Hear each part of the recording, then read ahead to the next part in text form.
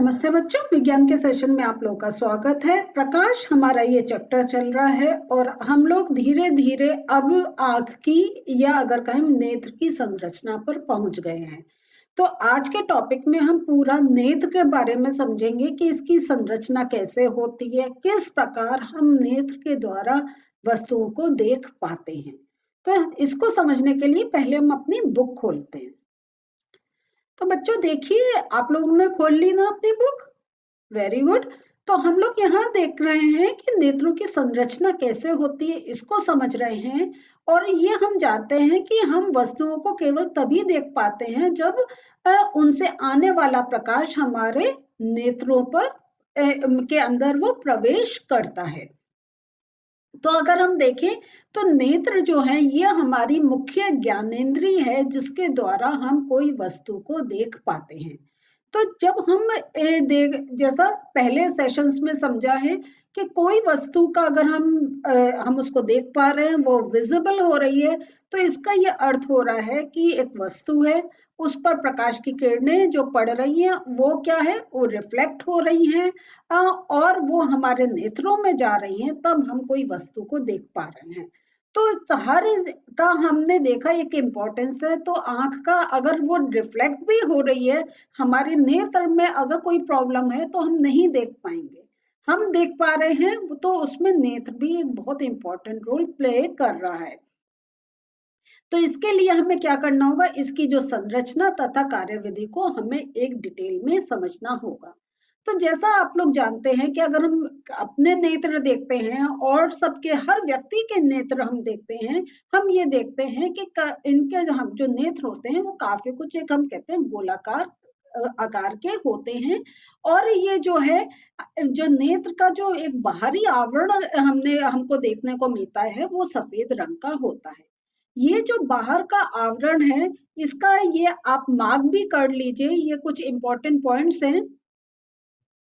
नेत्र का बाहरी भाग सफेद होता है और ये कठोर होता है। तो यहाँ पे जो हम कह रहे हैं कि ये सफेद के साथ कठोर भी होता है, इसको दूसरे कलर से मार्क कर लेते हैं जैसे आपको और अच्छी तरीके से समझ में आए। तो ये जो कठोर होता है वो इसलिए होता है कि ये नेत्र के जो आंतरिक भागों को दुर्घटनाओं से उनका बचाव करता है। कभी कभी हमारे आंख में धूल चली जाती है, इतनी डस्ट से हम लोग जाते हैं, तो जरा सा एक ऊपर से साफ करते हैं, हमें सब साफ देखने को मिल जाता है। क्योंकि वो जो आवरण है, वो जो डस्ट है, जो एक नुकसान वाली चीजें हैं, वो उनको अंदर नहीं जाने देता है क्योंकि वो थोड़ा कठोर होता है। तो इस प्रकार जो बाहरी हमें जो सफेद आवरण देखने को मिल रहा है, वो हमें दुर्घटनाओं से एक हमारा बचाव करता है। फिर हम बात करते हैं इसके पारदर्शी अग्रभाग को हम कॉर्निया या स्वच्छ मंडल कहते हैं। तो यहाँ पे अब आप देखेंगे आपको नेत्र के विभिन्न भागों के बारे में बताया जा रहा है। तो ये मैं आपको अपनी स्लाइड से समझाती हूँ क्योंकि हर पार्ट का मैंने पॉइंट्स बना के लिखा हुआ है, तो उससे आपको समझ में आएगा। तो हम अपनी अब स्लाइड खोल के नेत्र का आगे का स्ट्रक्चर समझाते हैं। तो बच्चों आप लोग देखिए, तो ये नेत्र का हमारा इस टाइप का एक स्ट्रक्चर होता है और यहाँ हम ये देखते हैं कि बाहर का जो सबसे आउटर मोस्ट जो पार्ट होता है उसे हम कॉर्निया कहते हैं। फिर कॉर्निया के अंदर अंदर हम देखते हैं कि बहुत हमें लेयर्स देखने को मिलती हैं। यहाँ पे हमें ये पुतली होती है और ये जो आपको एक ओवल सा ये दिखाई दे रहा है, ये क्रिस्टल लेंस होता है। और ये जो लेंस है ये पक्षमाभी पेशियों से इसको एक कंट्रोल में उसको रखा जाता है। और फिर इसमें एक आइरिस का पार्ट होता है और पीछे की तरफ रेटिना होता है जहाँ पे हम जो वस्तु देखते हैं उसकी इमेज बनती है। और फिर हम देखते हैं ये तंत्रिका होती हैं, जो हम जो वस्तु देखते हैं वो क्या वस्तु है, वो इंफॉर्मेशन ये तंत्रिकाएं हमारे ब्रेन को लेकर जाती हैं और ब्रेन फिर हमें एक एनालाइज करके बताता है कि ये वस्तु क्या है। तो हर अगर हम देखें हमारे जितने सेंस ऑर्गन्स हैं वो सब हमारे ब्रेन से जुड़े हुए होते हैं और बीच में क्या होता है, थोड़ा ये द्रव भरा हुआ होता है। तो यहाँ ये मैंने आपको एक स्ट्रक्चर दिखाया। अब यहाँ पॉइंट से हम एक एक पार्ट को समझेंगे। नेत्र के पारदर्शी अग्रभाग को कॉर्निया कहते हैं। तो यहाँ पे सेम पिक्चर में आपको दिखा रही हूँ। तो ये आपने देखा पारदर्शी अग्रभाग को हम कॉर्निया कहते हैं। कॉर्निया के पीछे आप देखते हैं ये आइरिस उपस्थित होता है। अब ये आइरिस जो उपस्थित होता है इसका अब हम फंक्शन देख लेते हैं। आइरिस में एक छोटा द्वार होता है जिसे हम पुतली कहते हैं। तो ये जो मैंने आपको दिखाया था पुतली, तो आइरिस जो है ये, इसमें एक द्वार है, एक समझ लीजिए रेस को अंदर जाने की स्पेस मिलती है जिसे हम पुतली कहते हैं। आइरिस जो है वही हमारे जो नेत्र को एक रंग देता है, क्योंकि हम देखते हैं किसी की ब्लैक रंग की आंखें होती है, किसी की थोड़ी ब्राउन होती हैं, किसी की थोड़ी ब्लू होती हैं, है ना, किसी की लाइट ब्राउन होती हैं, किसी की डार्क ब्राउन होती हैं, किसी की बिल्कुल जेट ब्लैक होती है, किसी की लाइट ब्लैक होती हैं। ये जो कलर्स हमें देखने को मिलते हैं ये आइरिस ही का कलर होता है, जिससे हमारे नेत्र का कलर आइडेंटिफाई होता है। दूसरा जो है, आइरिस नेत्र में प्रवेश होने वाले प्रकाश की मात्रा को भी नियंत्रित करता है। तो यहाँ जो देखते हैं ये आपकी बुक में एक क्रियाकलाप भी दे रखा है जिसमें हम पुतली की बात करेंगे, वो कैसे फैलती है और सिकुड़ती है। तो याद रखिएगा कि ये जो है जो नेत्र में प्रवेश होने वाले प्रकाश की मात्रा को ये आइरिस किस प्रकार एक नियंत्रित करता है। पुतली के साइज को आइरिस नियंत्रित करती है। तो यहाँ ये देखिए, तो ये जो है हम हम देखते हैं कि कभी कभी हम आंखें बहुत फाड़ लेते हैं, कभी अपनी एक छोटी भी कर लेते हैं, हम अपने आंखों का एक कंट्रोल कर सकते हैं। तो यहाँ ये जो है ये जो आइरिस है, ये पुतली का साइज बड़ा हो रहा है छोटा हो रहा है, इसको कौन कंट्रोल करता है? आइरिस। पुतली के पीछे जो होता है वो देखिए ये एक लेंस होता है, और जो लेंस जो होता है प्रकाश को रेटिना पर फोकस करता है। यहाँ इस बात को अब हम ये ऐसे समझेंगे कि जैसे हम कोई भी लेंस है, हमने पहले चैप्टर्स में आपको बताया कि कैसे लेंस से हम फोकस करके हम पेपर को जला भी सकते हैं। तो लेंस जो है वो फोकस करने के काम में आता है। इसको और अगर आपको समझना है तो माइक्रोस्कोप है ना, सूक्ष्मदर्शी, जिससे हम देखते हैं। तो यहाँ पे क्या होता है, ये जो लेंस लगा होता है जो किसी चीज को बड़ा करके दिखाता है। तो लेंस जो है ये लाइट को क्या करता है, वो रिफ्लेक्ट भी करता है और रिफ्रैक्ट भी करता है। तो जो लाइट रेस जा रही हैं, तो आपने इमेज फॉर्मेशन देखी है कि जब लाइट रेस कहीं से जाती हैं और जब दो लाइट रेस जो किरण है जब आपस में मिलती हैं तब एक इमेज बन पाती है। हमने समतल दर्पण का भी आपको एक्सपेरिमेंट में दिखाया था। ऑब्जेक्ट वो आगे था और कैसे वो रिफ्लेक्ट हो रही थी और हमें पीछे वो मिलती हुई दिखाई दे रही थी। आप बुक खोल के अभी भी वो पॉइंट देख सकते हैं, आपके हाथ में बुक है, ब्लू कलर का आपका वो पिक्चर दे रखी थी।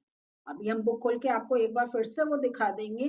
तो यहाँ पे ये जो लेंस है, इससे लाइट रेस रिफ्लेक्ट क्या किसी ऑब्जेक्ट से जब आती हैं तो इससे रिफ्लेक्ट होके यहाँ पर रेटिना पर मिलती हैं, और रेटिना पे उस ऑब्जेक्ट की इमेज बनती है और उसकी इंफॉर्मेशन ये तंत्रिका ब्रेन पर लेकर जाते हैं। तो याद रखिएगा कि इमेज जो बन रही है हमारी, ठीक है, वो जो बन रही है वो रेटिना पे बन रही है। क्लियर हुआ? तो यहाँ ये हमने इसलिए मैंने आपको ये पूरा एक स्ट्रक्चर दिखाया है कि किस प्रकार जो है एक हमारा आंख का स्ट्रक्चर होता है। रेटिना की जैसे हम बात कर रहे हैं, तो रेटिना पर लेंस द्वारा प्रकाश फोकस होता है। रेटिना अनेक तंत्रिका कोशिकाओं का बना होता है। तंत्रिका कोशिकाओं द्वारा अनुभव की गई संवेदनाओं को दृक तंत्रिकाओं द्वारा मस्तिष्क तक पहुंचा दिया जाता है। इतना आपको क्लियर हुआ? चलिए अब अपनी बुक खोलते हैं।